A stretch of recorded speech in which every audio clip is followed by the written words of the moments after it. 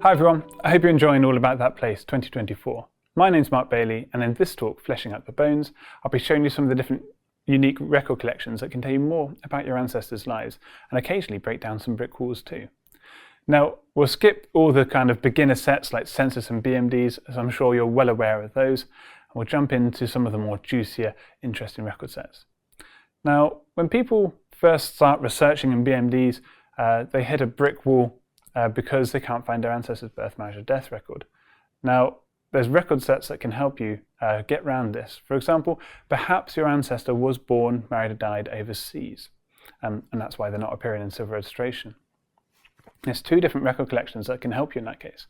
There's the General Registrar Office collection of overseas BMDs that contain things like the forces records of births, marriages and deaths, and things like the informal missing list from the RAF.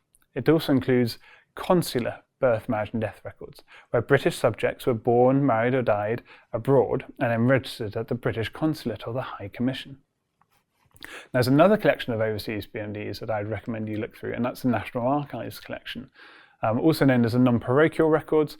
They cover through RG32 to 36 and the Board of Trade series BT 158 to BT 160. And these cover a variety of different things. For example, RG32 covers registers abroad, things like the Second World War prisoner of wars and civilian deaths, plus records from Lundy Island, which, although classified as Devon, was included in the overseas records, and some Channel Islands records as well between 1831 and 1969. RG33 contains overseas English churches and missions, and also British embassies and legations back to 1627, so predating civil registration. RG34 contains marriage certificates that have been issued by foreign registration authorities and churches. RG35 contains foreign death returns. RG36 contains births, marriages and deaths in the British protectorates, places like Africa and Asia. And then the Board of Trade series 158 to 160 contains births, marriages and deaths of British subjects at sea. There's another record set that can help you discover where your ancestors' record might be if you can't find it within civil registration, and that's passenger records. So passenger lists from 1890 to 1960 are all included in the National Archives set BT27. And this is a really handy record set to look through when you can't find your ancestors in civil registration, because perhaps it shows that your ancestors were abroad at the time, and perhaps they didn't register the event at the British Commission or the British Embassy, but actually within that country's own record system. For example, they may have decided to emigrate to America for a few years, and you'd then finding these passenger lists would know where you'd need to search for, because the BT27 records also contain the address, that their destination address. So you'd be able to find out what state or what district to look through for records there. And there's over 24.5 million records contained within that set, and families are grouped together using our technology called Smart Search, so you'll be able to find one person and then find their parents and other relatives going abroad with them. So it's really easy to find out where your ancestors' birth, marriage, death record might be if they were abroad at that time. Another record set that might be able to help you is naturalisation and denisation records. So perhaps your ancestors emigrated to England and settled down here, and that's why you can't find the birth of a particular ancestor, because they actually came from another country. Bear in mind that when people emigrated to England and were fully naturalised citizens, they often anglicised their name, so not giving a particular hint that they may have come from abroad anyway. The good news is that naturalisation records and denisation records are actually on the genealogist, so you can search through those records. For example, you can find T.S. Eliot, the famous poet, who was actually born in America, but he moved to the UK in 1914, and then in 1927 became a fully naturalised British subject. So, like I say, there's denisation and becoming a naturalised citizen. Denizens didn't have as many rights. For example, they couldn't vote in elections, they couldn't hold public office, and they couldn't inherit land. So if you're planning on staying in England as a permanent resident, you'd often want to become a fully naturalised subject. Now, early on, this was very difficult, Before 1844, you needed an Act of Parliament to be granted, so you needed to be fairly wealthy or have a significant amount of power or authority to be able to get that through Parliament. But afterwards, it became much easier and was just a standard sort of form checking exercise where you declared your oath of allegiance and signed over to becoming a British citizen, relinquishing your previous country.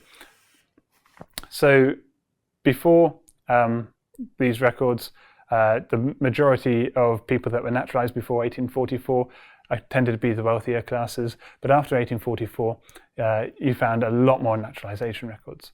Like I say, you can find these records on the Geologist, and they include the certificate number which you can use to order the official naturalisation certificate from the National Archives, who hold that collection. There's over 400,000 records, and these date back to 1609, so you can find really early records with them as well. So going from T.S. Eliot, one poet, to another poet, we have Lord Byron here. It gives us another reason why you might not be able to find your ancestors' records, is perhaps they changed their name. So Lord Byron, actually to inherit his mother-in-law's estate, had to relinquish the surname of Byron and instead take on his mother-in-law's surname of Noel. However, you could say he was a bit reluctant to do that because, as we all remember him as Lord Byron, that didn't seem to go down in history books. However, he did change his name to Noel and afterwards signed himself as Noel Byron. To find him within the records, you can search through our change of names database, which links on to an announcement in the press, because to change your name formally, you needed either an announcement in the press, for example, the London Gazette, a declaration from a Justice of the Peace, or you'd need to change your name by deed poll. And these records, or you could get a private Act of Parliament as well. Or for the wealthier classes, you could include a royal license as well to change your name. So our change of names database covers these various sources, and they link in this case to the London Gazette, where you can see the original change of name details and find out more information there. Now, we're all well aware of parish records dating back to about 1538 and headstone records that can give you more information about your ancestors. But really, that's only half the story. So if you're struggling to find your ancestors in the normal Church of England parish records, you want to look at nonconformist records. Because the 1851 census, the religious census, of 1851, found that half the churchgoers in England at the time were actually nonconformist. And that number was significantly more in manufacturing areas and Wales, in both places where the non-Church of England churchgoers actually outnumbered the Church of England churchgoers. So I'd really recommend you look through the nonconformist record sets. So to do that, you can look through RG4 and RG5, which contains many of the non-Church of England jurisdictions, such as Baptists, Independents, Presbyterians, Wesleyans, Roman Catholics, Huguenots, and even Protestant refugees who have fled to the country. RG6 contains Quaker records, and RG7 contains clandestine, or maybe you've heard of these being referred to as fleet marriages, where you could get married around the Fleet Debtors Prison in London very quickly and very discreetly, just for a small fee. A lot of people, over half the marriages between 1660s and 1770s, actually were performed as one of these clandestine marriages. So if you can't find your ancestor in London or the home counties, I'd really recommend you check out RG7. RG8 contains the miscellaneous record sets, as the National Archives call it, so the Chapel Royal, so royal baptisms, marriages and burials, the Russian Orthodox Church, and Holborn Hospital's maternity records, detailing all the children born in that hospital, as well as their parents' details, the child's baptism, and sometimes details of sponsorship, so who was paying the hospital bills, because it's not always the mother and father that could afford these fees. It's perhaps a wealthy employer or a wealthy relative that's covering the bill for them. If you'd like to push back further than parish records and nonconformist records can go, there's very few collections that can help you there, but wills are one of those collections that can, because the wills go back to 1384, where they're written in Latin, so we not only have to transcribe these records, we actually have to translate them for you. So there's a hierarchy within wills. You have the peculiar courts that settled the wills under a certain low threshold value, where you had only one property But if you had your estate was over this threshold value, or you had more than one property, your will would need to be proven in one of the two higher courts, and those were the Prerogative Court of Yorkshire, which covered the Midlands and the North, and the Prerogative Court of Canterbury, which covered everything south of the Midlands, including the whole of Wales. And the Prerogative Court of Canterbury was kind of the head of all the courts, had this kind of prestige factor with having your will proven there. So a lot of people from the North, in fact, did have their will proven in the Prerogative Court of Canterbury. And it's estimated that over 40% of the wills up to 1858 were proven in the Prerogative Court of Canterbury. We have indexes to all these peculiar courts and the Prerogative Court of Yorkshire and Canterbury. But the benefit we have for the Prerogative Court of Canterbury wills is we actually have the original images of those wills too, as you can see here with the example of William Shakespeare's will. So we can show you word for word what your ancestor wrote, which gives you a huge amount of information about a particular person. If you have a black sheep in your family tree, you can use our criminal records to find out more about their lives as well. So we have a wide variety of criminal records, including criminal charges, pardons, what were known as at the time of criminal lunatics, Holcombe prison registers, and even the Metropolitan Police habitual criminals and drunkards, which is where these top headshots come from. They're a really shocking record set to look through because the punishments given out for really small, minor crimes are pretty huge. For example, here we have William Warren, who was accused of stealing a pint of peas. Luckily, he was found not guilty, but if he had been guilty, he'd been sent for transportation away to Australia for 7 years. However, William Mason, the next record below, was accused of stealing a skittle ball, and he was sentenced to 7 years transportation for that. So you can see some really harsh punishments for some really low misdemeanors. If you have any soldiers in your family tree, you'll be able to find out a huge amount of information about their military lives. For example, we have the largest collection of Army and Navy lists available online. We have First and Second World War death lists. We have the First and Second World War casualty lists that list not only casualties, but prisoners of war, people reported missing, and other details too. So you can find multiple events happening for a particular person. We have medals for both gallantry and campaign medals as well, and these are records of entitlement. So your ancestor didn't actually need to claim their medal, but you'll be able to find them within those collections, with over 5.5 million campaign medals in that particular collection alone.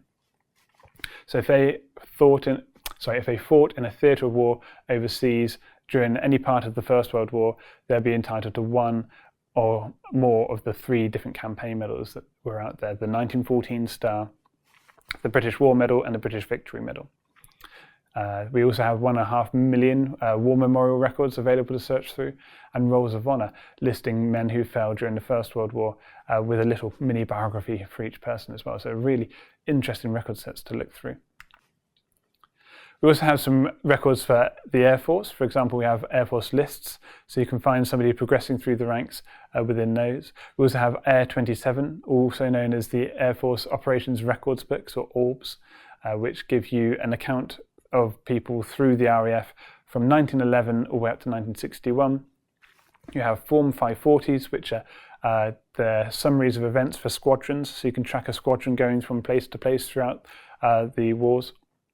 We also have Form 541, which are details of accounts, where you can find out the work carried out. They list the names, the squadron, the ranks, the dates, times and places they're taking off and landing.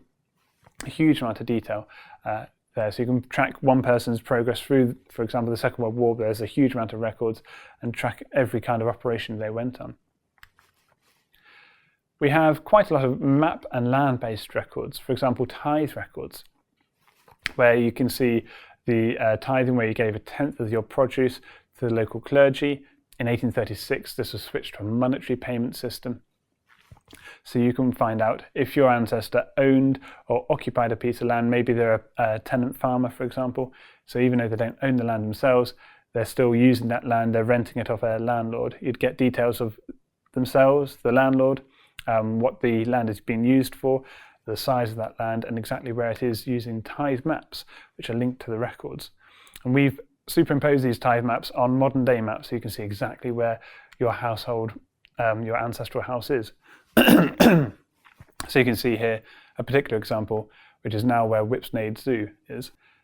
Now, moving forwards from 1836, we also have a similar record set for 1910, known as the Lloyd George's Doomsday, or the 1910 Finance Act. which was used to raise funds for the government. But it just meant there was a huge nationwide survey listing not just land this time, but also every single property, every building, again, who owned the property and who was occupying that property. And there's a much more detailed account, so there's 4 pages of information for each record here. I'm just looking at the parish of Olney in the county of Buckinghamshire for the Queen Hotel. And again, these records are attached to maps, so you can zoom right in and see exactly where that particular house is. And in the case of the Queen Hotel, it still stands today. So this is a huge mammoth project that we're taking on, and currently we cover London, Bedfordshire, Berkshire, Buckinghamshire, Hertfordshire, Oxfordshire, Middlesex, Northamptonshire, Surrey. We've just released Wiltshire as well. And if you're interested in map-based records, I really recommend you look at my talk from yesterday, Mapping Your Ancestors, which you'll be able to find on the All About That Place page. So that's called Mapping Your Ancestors, and I go into a lot more different map collections that we have on the genealogist, because it's one of the big sort of things that we're known for.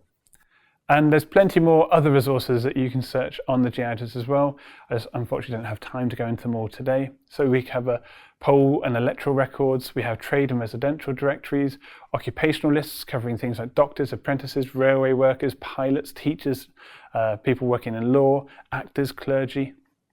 We have some newspapers and magazines, regimental records and histories, telephone directories, pedigrees, visitations, peerage and heritage. If you're lucky enough to have blue blood in you, you can trace your way back to about 850 AD with our royal records. And we also have some international records covering places like America, Australia, New Zealand, Canada, Africa, for example. And we have emigration and naturalisation records that I did mention earlier on. Now, we have a special offer for All About That Place as show sponsor. So we can offer you our top level diamond subscription with over £45 off. So you can get a year's subscription to the genealogist for just under £95. And that comes with a lifetime discount. So each year you stick with us, you'll get that same discount again and again. We've also teamed up with Discover Your Ancestors to offer you a 12-month subscription to their online magazine. Included as part of this package for under £95, you'll get the diamond subscription and that 12-month subscription to Discover Your Ancestors online magazine. If you'd like to take us up on that special offer, just visit thegenealogist.co.uk/AATP24, all about that place 24, or click on one of the links you can see in the show guide or on this page that you're viewing the video from. So I hope that goes to show some of the collections that we have on the site. But like I say, there's plenty more to find out. So I do have a few more talks around on all about that place. I have tools and techniques to break down your brick walls and the Mapping Your Ancestors talk as well. But in the meantime, thanks very much for listening and enjoy the rest of All About That Place 2024. Thank you.